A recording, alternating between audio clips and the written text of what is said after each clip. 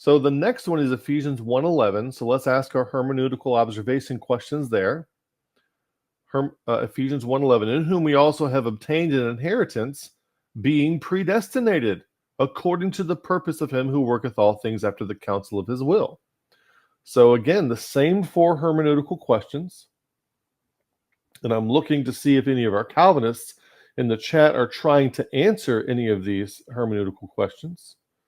And by the way, welcome aboard, Leighton. It's good to see you. He says he doesn't understand Calvinism, but he can pretend. He can pretend, okay? And that's all of our problem. None of us understand Calvinism. That's the problem. It's a problem we all have, apparently. So we're asking our hermeneutical, our theological observation questions. Who or what is predestined according to this passage? To what are they predestined according to this passage? When is that predestination initiated? And when is it fully completed? And we can answer this very simply. We can go to a few different passages. 2 Corinthians 1:10, who delivered us from so great a death and doth deliver us, in whom we trust that he will yet deliver us. And this inheritance, Peter talks about it in 1 Peter chapter 1, verses 4 through 9. To an inheritance incorruptible and undefiled, because you're predestinated to the inheritance. You'll see that right there. Obtain an inheritance, being predestinated. So when do you get that? Is that future or in the past? To an inheritance incorruptible and undefiled, that fadeth not away, reserved in heaven for you, who are kept by the power of God through faith unto salvation, ready to be revealed in the last time. In the last time. That's future. Okay, that's future again. Wherein ye greatly rejoice, though now for a season, if need be, are in heaviness through manifold temptations, that the trial of your faith, being much more precious than that of gold that perisheth, though it be tried with fire, might be found unto praise and honor and glory at the appearing of Christ. Future. Whom having not seen ye love, and whom though now ye see him not, yet believing ye rejoice with joy unspeakable and full of glory, receiving the end of your faith, even the salvation of your souls. So the inheritance, very clearly, is a future thing. Now I want to show you something that I did. My views on election, because I have noticed a few people mentioning election, because Calvinists don't, they have a reading comprehension problem. They have a difficulty understanding the difference between election and predestination. They think those are the same words. Even though they look different, they're spelled different, they sound different, they have different definitions. They even smell different, okay? You couldn't find, you couldn't make them the same if you stayed up all night with a saming machine, okay? It just doesn't work that way. But I used to think Calvinistically. Now, remember the original video that I did on predestination came out in 2017, okay? And so in this, I actually, my view of election was still Calvinistic. 2017. I'd stopped being a Calvinist when I was in 2002. So here we are 15 years later. 15 years later, I'm still understanding the word elect. And I was looking at like elect according to the foreknowledge of God the Father, and I'm still equating elect with saved. Elect equals saved to me. Now I have a whole video on this, which I'm going to show you. But anyway, back during that time, my predestination video came out in February 2017. And in this video, which still gets views, people still comment on it almost every day, and they say they're helped by it. But I still have very strong Calvinistic presuppositions in this video. Okay? I still think I do point this. So the reason I leave some of these things up is so that audience members who are following along can see my own growth trajectory in and out of some of these concepts and ideas, that sort of thing. I have changed my mind on some things. But I do also point out the thing, like the other day we had Mike W. Leighton wants a saming machine. Yeah, you can get a saming machine. But you got to stay up all night with it, though. That's the problem with those things.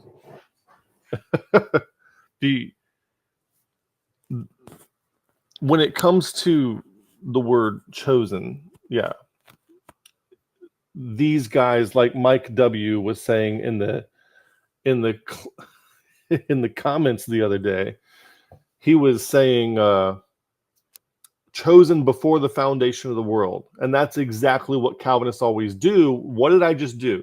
Chosen before the foundation of the world. What did I leave out? I left out the phrase "in him."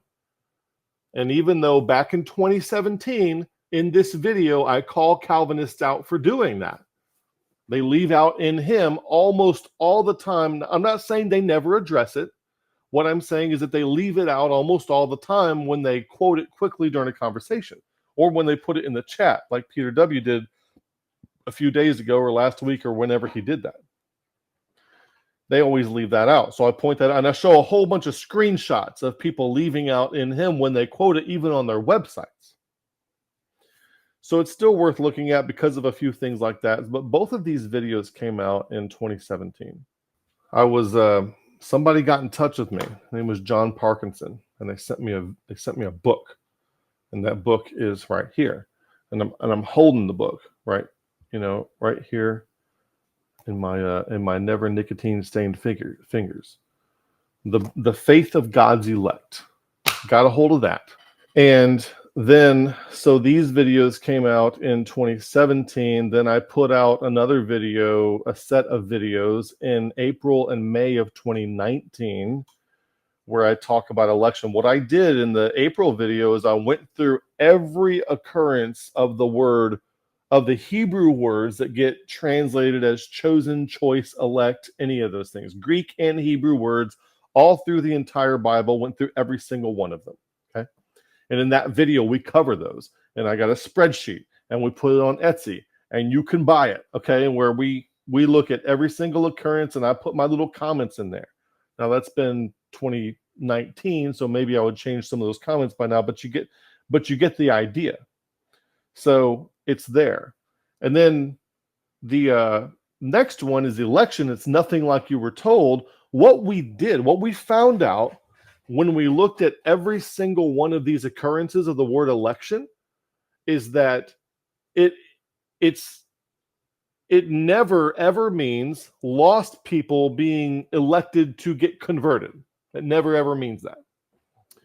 Okay, eglekomai, the Greek word that shows up, eglekomai, that shows up in Ephesians 1:4, is never ever used for somebody being chosen for salvation. That Greek word is never used for that. What we found out, though, is that it's always used for service. Now, since Leighton is here, I'll say this. I picked on him earlier because he talks about having, he says, I'm feeling better about his critiques of me since he picks on himself. Yes, I'm about to pick on you again. Here it goes. He was talking the other day about having a doctrine of election, and I don't believe in having a doctrine of election. The word election is a word that gets used in passages in service to the point that's being made in the context that's being made.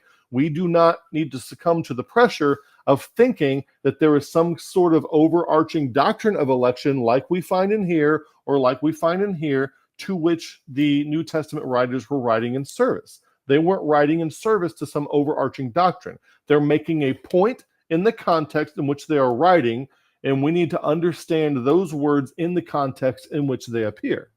Okay? So I'm not in favor of, and I'm not saying the Bible never uses it, of the doctrine of baptisms and laying on hands, Hebrews 6. I understand that. But where the Bible doesn't give us a doctrine of predestination or a doctrine of election, we don't need to have one. We need to treat these as words that appear in the context in which they appear. And they are used by the author of that passage in service to the point they are making in that context. There's no reason to believe that they are writing to some sort of overarching unified theory of everything with regard to that word or a doctrine associated with that word. Doctrine of justification, doctrine of sanctification. We got to get away from this kind of thing.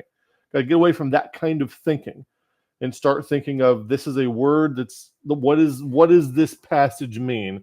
And all the words are subject to the context.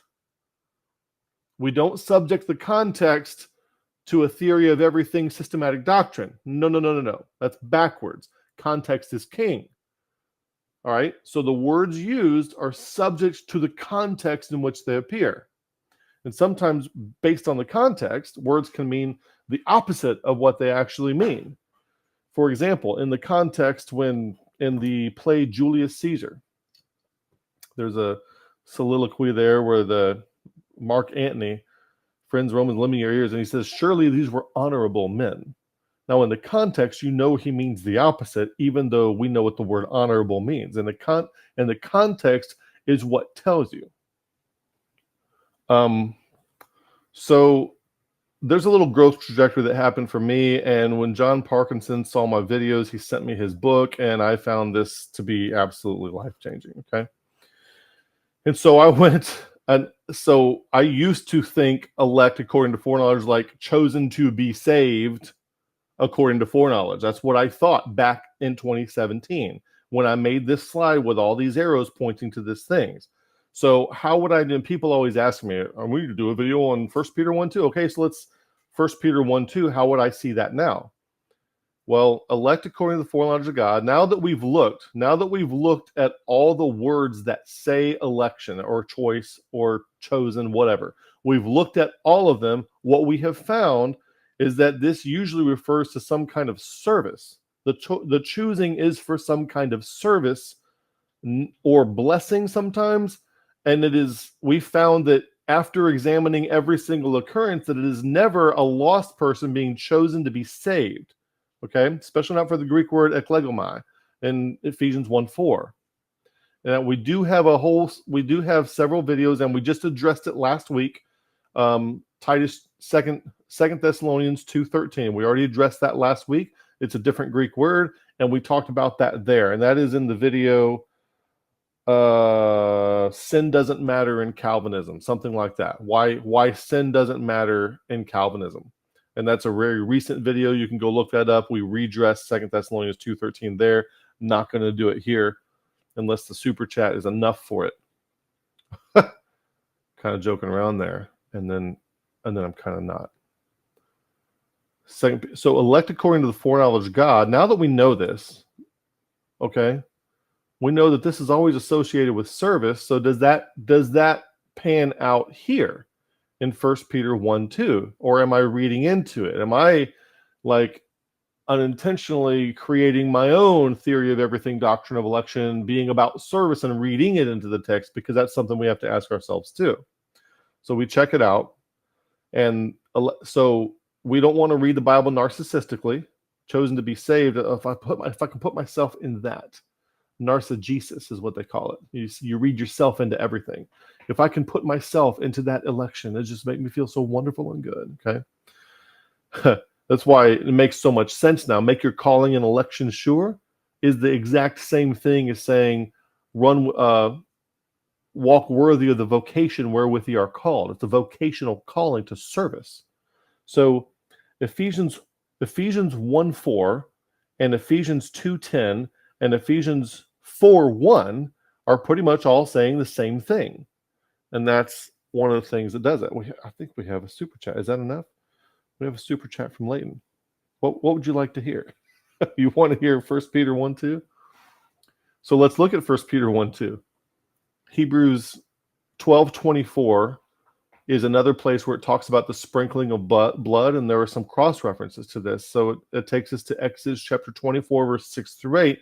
We'll look very closely at what the sprinkling on the blood on the people was associated with. Okay, so look at 1 Peter 1:2. Elect according to the foreknowledge of God through sanctification of the Spirit unto obedience and sprinkling of the blood of Jesus Christ.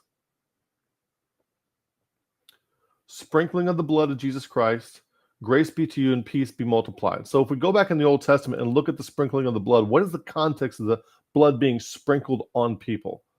And that is, and Moses took, this is Exodus 24, 6 through 8. And Moses took half the blood and put it in the basins, and half the blood he sprinkled on the altar.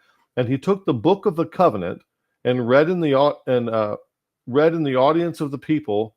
And they said, here's the context, all that the Lord hath said we will do and will be obedient. Obedient, look at this. Obedience. See how that shows up? See how that matches?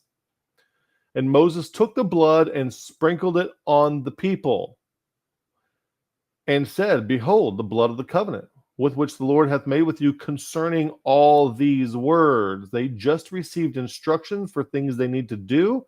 And the covenant in this case is for them to, we will do them. We will be obedient. That's what's taking place.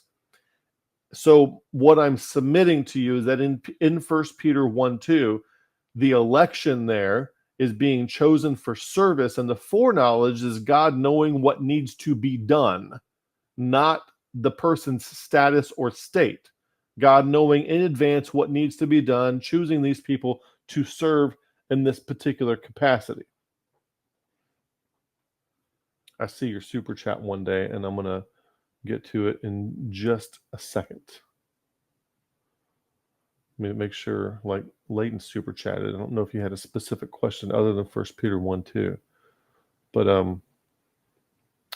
I appreciate that. So we see that here it's associated with obedience. This is not an atonement for their souls to be saved in Exodus chapter 24. And I think what Peter's referencing here is the same thing in Exodus chapter 24. This sprinkling of the blood of Jesus Christ is unto obedience. So election being to service pans out here.